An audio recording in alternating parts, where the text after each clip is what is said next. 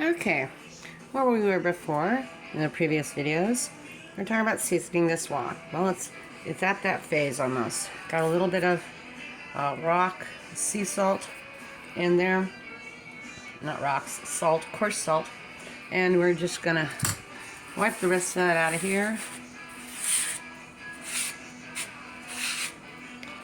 Yeah, I'll be cleaning that later. And just gently wipe to kind of get the rest of the rust dust out. If there's any, you should have already gotten most of that if you've seen the other videos.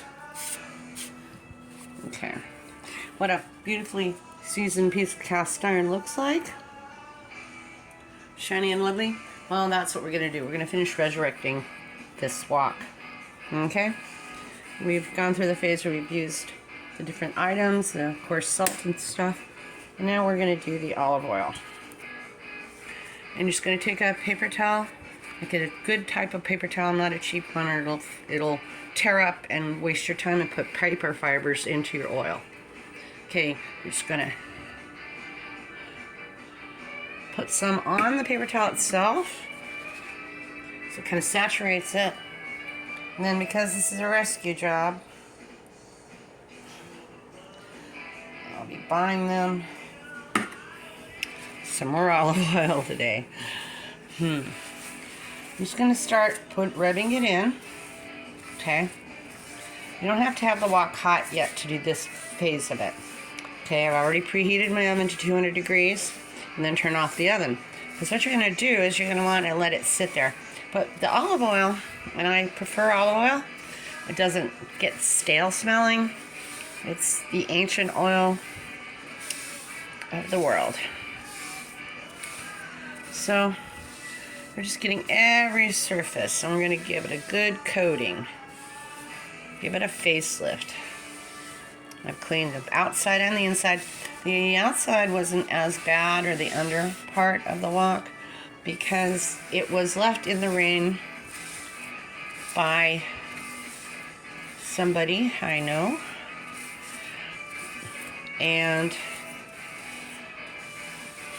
it just continued to pull in there, and it was in the elements probably for a couple months. It just really breaks my heart that I have to rescue this thing. It's my most favorite wok in the world, and it's cast iron. Now, this has already been cleaned in the previous video, but right now what we're doing is called seasoning. What you want to do, and they have stainless steel that is already pre-seasoned when you buy it. I'm the kind of person, I'm going to still season it. And you don't know how long it stayed in the air, the elements, or if there was any moisture, even on the store shelf. So you want to do that. And it's just gently kind of rubbing it in to get it to absorb into the surface. Okay. And because it's been a while for this poor creature, that's right, my cookware's alive. Alive with making flavorful food. Gonna turn it away so the rusty side isn't there. And we're gonna plop this puppy over. Stand by. What I did is I turned my wok over, but I turned it over onto a cast iron skillet. I don't want to just put it on a surface and have the oil dribble down everywhere. So now what we're doing is I'm just getting the outside too, because it's been abused, it's been in the elements. You can see even here in the bottom it started to rust a little bit because it was sitting out, getting rained on and treated shabbily.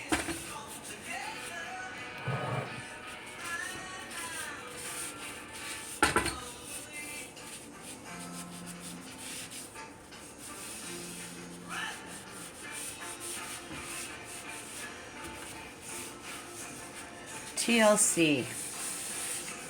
That's what your cast iron wants. It wants you to love it. Cast iron is the ultimate for cooking. It actually helps with anemia because it's got iron. And when you cook with it, it's just trying to get it out. So I see any dull spots, or a little bit Still some rust. Now, don't just grab a piece of cast iron that might have some rust issues and just season it. That's not going to work. You've got to remove as much of the oxidation as possible. Normally, you don't have to clean or season the bottom of your cast iron skillets and such, but because this has been so mightily abused, we're going to just get every little bit. And I think I've got most of the underside done here now. It's acceptable. Because your goal is for it to absorb this oil into it. Olive oil. Don't use motor oil. That would be bad. Not that someone would, but you never know. Is that the point of a how-to video? To make sure you do it right. Alrighty, I'm going to flip this back over. I'll be right back. And you'll notice again, I turned it up right side up, and I just set it right into my cast iron skillet that I've already pre-seasoned earlier. Because again, I don't want to set this on the stove or anything, because then I'll make my burner smoking more in the future. So now I'm just kind of getting, and I want to do one more. Make sure everything's good in here. And because this had been rusted, I got most of the rust off, but you want to rescue this the best way. So I'm going to take a little bit more olive oil. Normally you don't have to use as much, but what we're trying to do, yeah. And I apologize if the camera angles aren't the best today and such, and shadowing. My cameraman is taking a nap.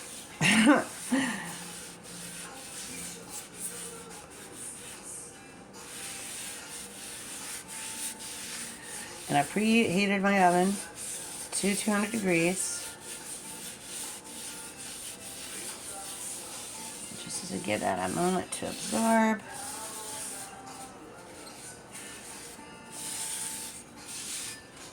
There. Much improved looking already.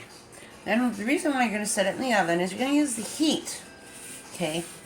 And the heat is going to have it absorb. It's going to expand the pores in the cast iron, and it's going to absorb the oil into the pores,